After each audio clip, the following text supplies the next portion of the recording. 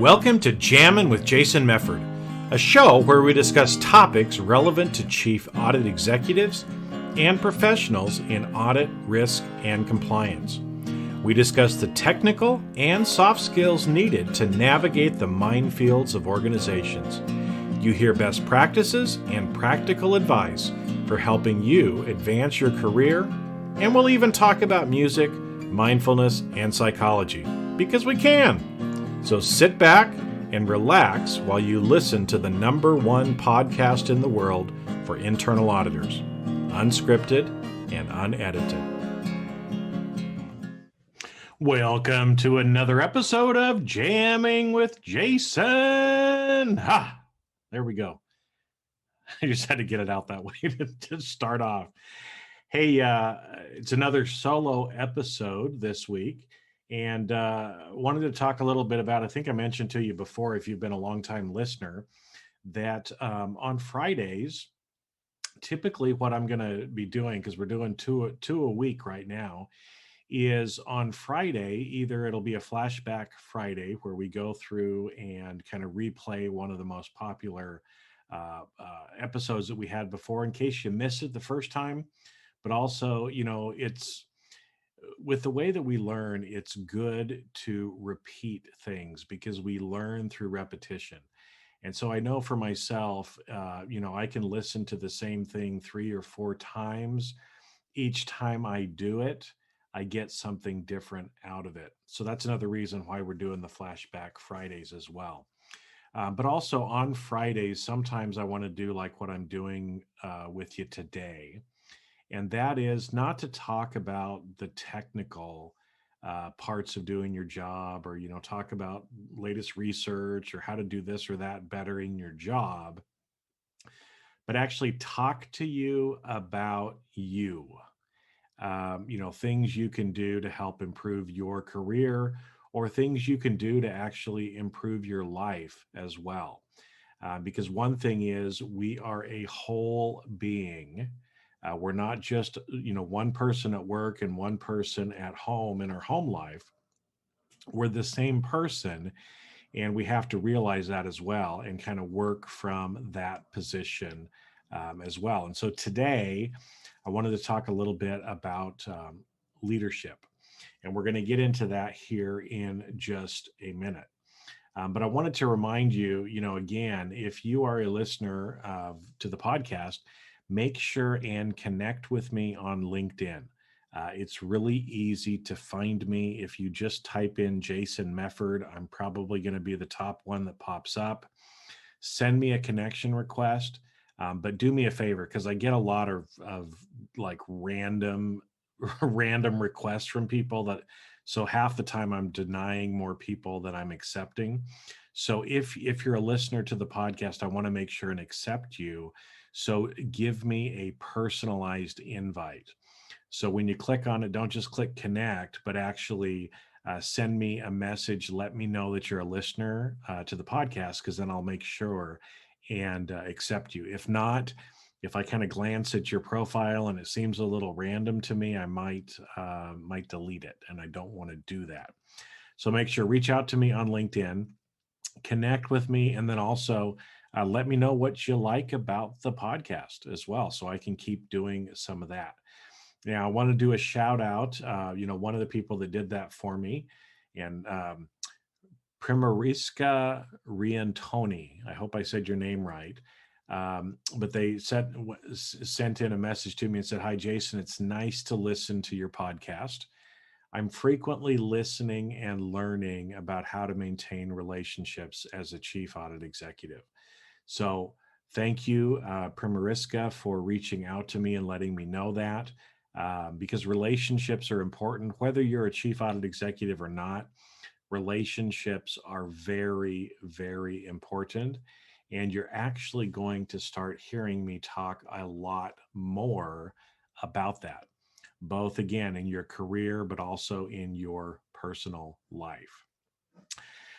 So today, what I wanted to talk about is, the title is, your title doesn't make you a leader. And I think, hopefully, I'm sure you're not actually thinking this, but I just want to kind of level set and remind us about the fact that whatever title you may have, that title doesn't make you a leader. What makes you a leader is the person that you are and the skills that you've actually developed to be able to be a leader. And we're going to go through and talk about some of those here today. But before we do that, I want to just kind of set the stage here, because I'm sure when you look at the title, it's like, okay, that's a little bit different, but what do you mean exactly, right? Because I think we all know that just because somebody has a title, that doesn't make them a leader. So I want you to think about, there's a great movie that I saw at one point called Horrible Bosses. And, it was about these bosses that were just horrible to their employees. It was pretty funny. It was kind of a comedy. But, have you worked for a horrible boss? I'm guessing if you're like most people, you probably have. I know I have myself. There's been some people that I've worked for, did not respect them, did not listen to them, thought that they were a horrible human being in the way that they treated me and the way that they treated other people.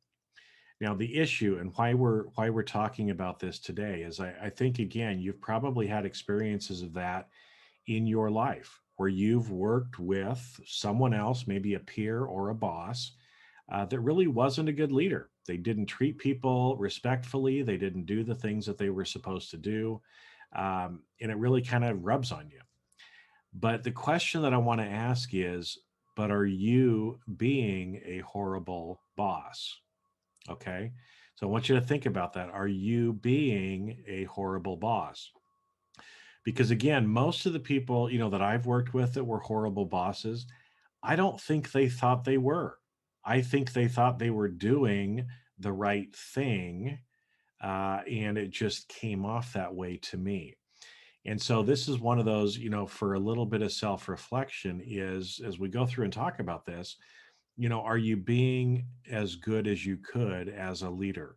Are there things that you can improve to be able to be maybe more respectful to other people? And we're going to talk a little bit about that here in just a minute as I keep going through here.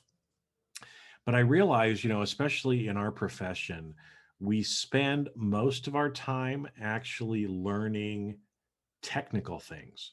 So technical, how to do our job, right? It's like going to trade school and learning how to be a mechanic.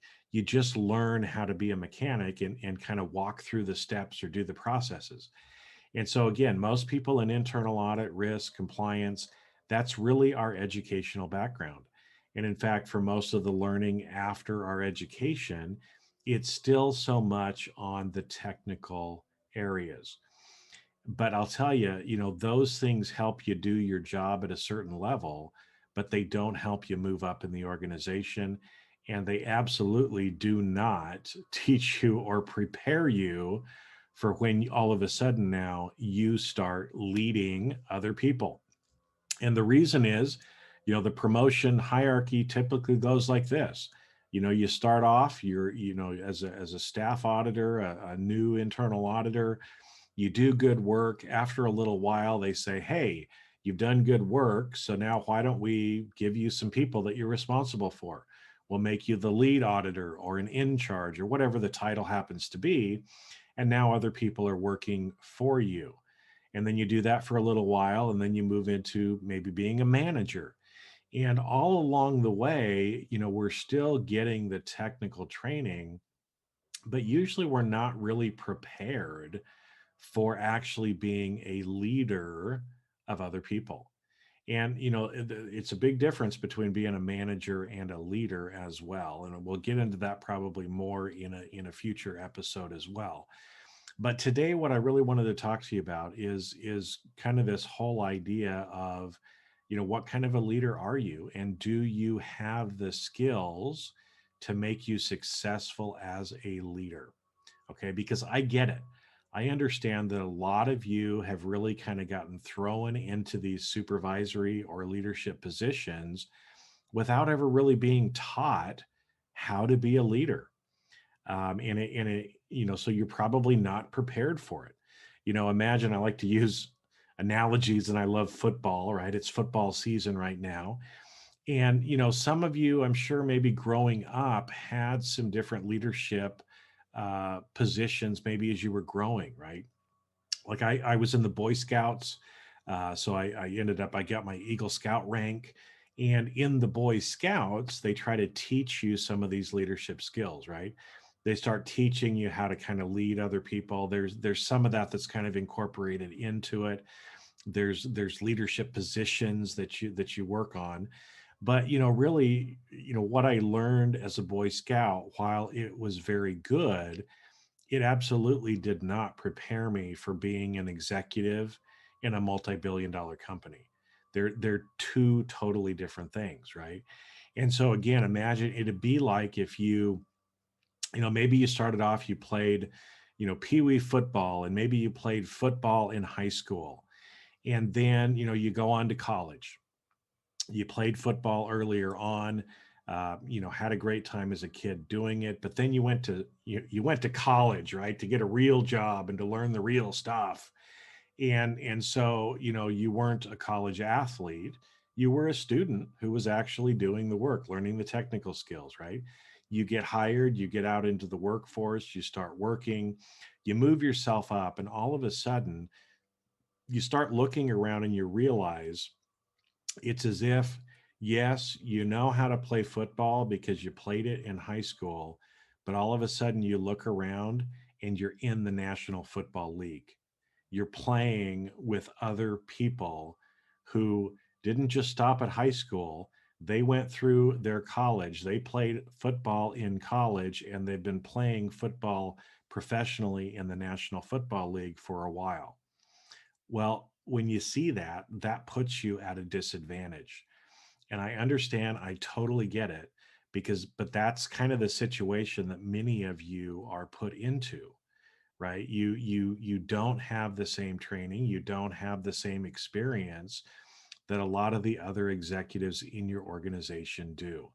And because of that, those other executives view you in a different light, right? It's again, it's like, oh, this, what's this person doing here in the NFL?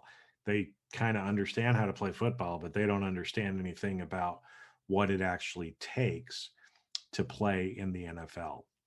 So let's use that as an example and just talk here for a few minutes about, well, if we translate that now into leadership, what are some things that maybe you didn't learn before that you need to learn to be able to play at that executive leader position? And again, even though you might not be a vice president in an organization, but these are still skills that all of us need to know how to do in order to be a great leader, regardless of whatever your title is. And again, this works in your career, but also in your personal life as a leader as well. Okay. Now, again, if we go back to the football analogy just briefly, people that play sport professionally, whether it's football or soccer or what football is called in the rest of the world, or tennis, or whatever sports analogy that you want to use, people that play on the professional level, they have coaches, they're practicing every day, they're doing conditioning in the off season as well, right? So again, if you take something like football that has a particular time series when the games are happening during the year, well, what do you think those athletes are doing in the off season? They're not sitting around eating a bunch of ice cream, sitting on their couch. They're still actually working, they're exercising, they've got trainers, they're working out every day, because what they do in the off season is actually what helps them perform better when they actually get into a game situation. Same thing is true for us as leaders. What you do in the equivalent off season is going to determine whether or not you're successful when you're actually kind of under that fire and playing the game, in the politics that you're dealing with other executives in the organization. If you haven't prepared before you get into that political game, you're dead if the other person has done their work. Okay. And so this is why, one of the things that a lot of times we're missing is we're not actually regularly practicing these concepts and exercising, if you will, just like a professional athlete would do. We only address things when we have a problem. And again, when you have the problem, you should have done the pre-work, because you didn't do the pre-work.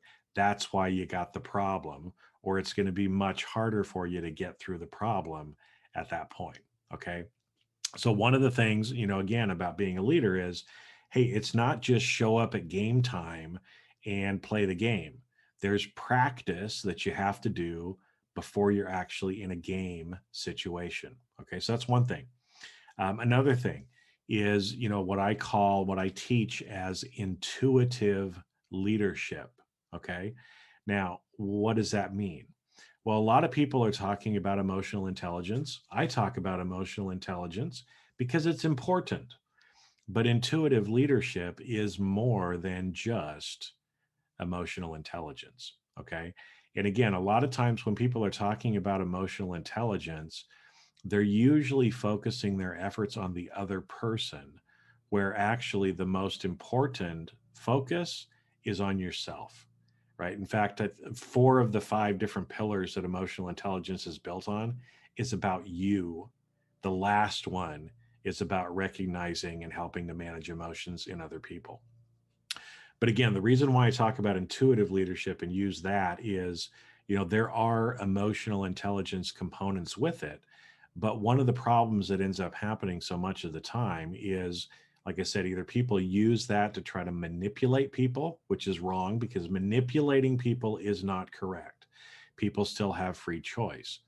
But the issue is, most of the time we get stuck in our head and we're doing thinking leadership instead of intuitive leadership.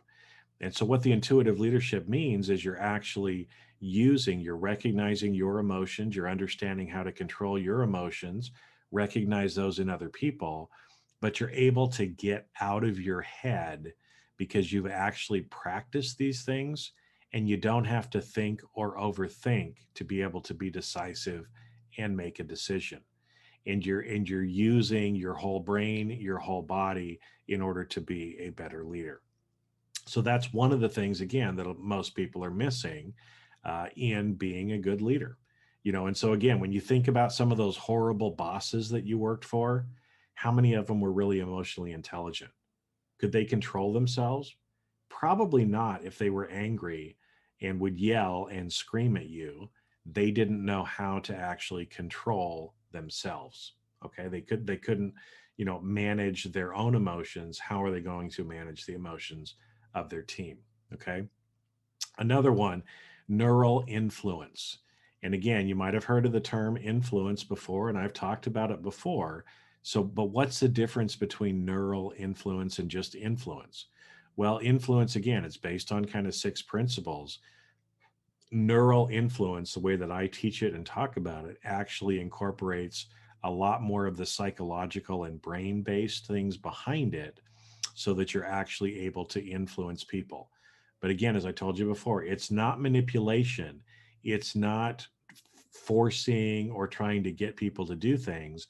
It's just actually understanding how to use psychology and the principles of influence to be able to get people to do things they already want to do, or to help them get past the roadblocks or the limitations that they have, and why they won't end up taking action. Okay, because again, a lot of that influence side is trying to encourage people or get people to take better action. And some of that, again, is based on the questions that you ask. Most people in leadership positions don't ask questions, they tell people. But I'll tell you, right? When you're better at actually asking questions instead of telling people, when you learn the skills of how to do this with neural influence, the resistance goes away, because you ask a question and people realize already what it is that they need to do, and they start moving that way without you having to provide motivation and try to kick them in the butt to get them to do it. you're actually able to help them come to that realization on their own and move forward. That makes your job as a leader way easier. And I'm all about easy, not about hard. Okay. The other one that I wanted to mention with you today is about mental mastery. And again, a lot of times people look at this and they think, oh, mental mastery, what are you talking about? Right. Well, again, think about, if you go back, I love movies. And if you ever watch the movie Karate Kid, if you remember, Mr. Miyagi had Daniel-san doing lots of different things. He couldn't figure out why he was painting the fence and why he was waxing the car and why he was sanding the floor, but it was to build up Daniel's mental mastery. It was teaching him skills, but it was also toughening him up mentally to be able to handle the game, right? And if you remember, there's that great scene in there where Daniel is mad at Mr. Miyagi and says, I'm tired of washing your car and doing all this stuff. I want you to teach me karate. And Mr. Miyagi said, okay, well, I'm going to attack you. Now show me, paint the fence. And as he was attacking Daniel, the paint the fence was actually the move to defend what he was doing, right? So he was learning the skills, but he was also developing the mental mastery to be able to do that. And I'll tell you, because, one of the hardest places to be, excuse me, as a leader is right between your two ears. And most of the time, when push comes to shove, most leaders back down and chicken out. And the reason for that, they haven't worked on the mental mastery part. So when things are great, and I'm sure you've seen this with leaders that you've worked with, when things are great, it is so fucking easy to be a leader, right? Because everything just happens the way you want it to. You get all the credit, you don't have to do any of the work, right? But the minute things get hard, that's where a real leader shows up, right? Because the real leader has worked on what's going on up in their mind between their ears, and they can make it through anything. And that's the difference again between a great leader and somebody who's just a pretend leader, right? It's easy to be a leader when you've got a great team and everybody's doing exactly what it is that they're supposed to do. But do you have the mental mastery to actually work through the tough times, hold your shit together, and actually do what needs to be done? That mental mastery work and the practice that goes along with that is something that almost none of the leaders actually do. And it's pretty pathetic, okay? But that is exactly, if you want to be successful as a leader, that is one of the most important things that you can do. Because the more you can control yourself, the more you can control the stories that are in your mind, the easier it is for you to be able to work through those challenges. Because again, a lot of times it's difficult to be a leader. You have emotions just like everybody else does. And if you're not resilient, if you don't know how to work through what's going on in your own life, good luck trying to help everybody else, right? And again, a lot of those horrible bosses that we've all worked for, most of those people don't have their shit together. They don't have that mental mastery. That's why when they get triggered, they jump off the deep end. They start yelling and screaming and telling people what to do because they haven't been able to master the mental toughness behind what it takes to be a leader. Okay, so today, wrapping up for you this week. But again, as we started off at the beginning, we've all worked for horrible bosses. And I'm not saying that you're a horrible boss. I don't think that at all necessarily. But what I want you to do is ask yourself, could I be perceived as a horrible boss? Am I doing some of these other things that Jason talked about? Am I actually trying to practice in the off season so that I'm ready when the challenges come? Am I taking more of an intuitive leadership approach? Am I considering emotion behind it, both in myself and with other people? Do I understand and know how to use something like neural influence to actually help, have people do what it is that they want to do already? And do you really have that mental mastery to be able to make you that kind of a leader that can push through the tough times as well. If you don't, again, I'm going to be talking more about this because I will tell you, having been around for a long time, your technical skills will get you by for a while. But it's these things that I'm talking about today that's going to be able to take you for the rest of your career and the rest of your life as well. The technical only gets you so far. And if you don't know how to do the rest of this, your life is really hard because it's hard to be a leader if you don't have the skills and the conditioning necessary to be able to play the game of being a leader, right? So, again, going back to our sports analogy, if you're not doing your cardio, then how are you going to be on the football field running up and down and not be winded? You have to do the cardio. You have to do the strength training. You have to do the agility training. You have to learn the plays. You have to be able to anticipate the strategy of the other team, right? These are all things that you have to do to be able to prepare for the game. And there's a lot of things like this too related to leadership. But don't worry, I'm here to help you. In fact, again, the Briefing Leadership Program is one of those things that actually goes through and teaches these kind of things. But I'm here to help because, again, as I've told you, these are the things that will make the biggest impact, make your job easy. Because, again, I'm all about easy instead of hard. Okay. So with that, my friends, I'm going to wrap up for this week, and I will catch you on a future episode. So again, go out this week and just think, what's one thing that you can do different to be a better boss this week and actually make it better for the people that actually work for you and with you. And with that, I will see you on the next episode. Take care, my friends. And that's a wrap. Thanks for listening to today's episode of Jamming with Jason. Keep on rocking in the audit world. Have a great rest of your day, and I'll catch you later on the next show. If you'd like to earn continuing professional education for listening to today's episode, head on over to C-Risk Academy at ondemand.criskacademy.com. And that's C as in the letter C, riskacademy.com. Not only do you get a CPE certificate, but you also will have access to the video version of today's show. The views and opinions expressed on this show are that of the individuals and not of their respective organizations.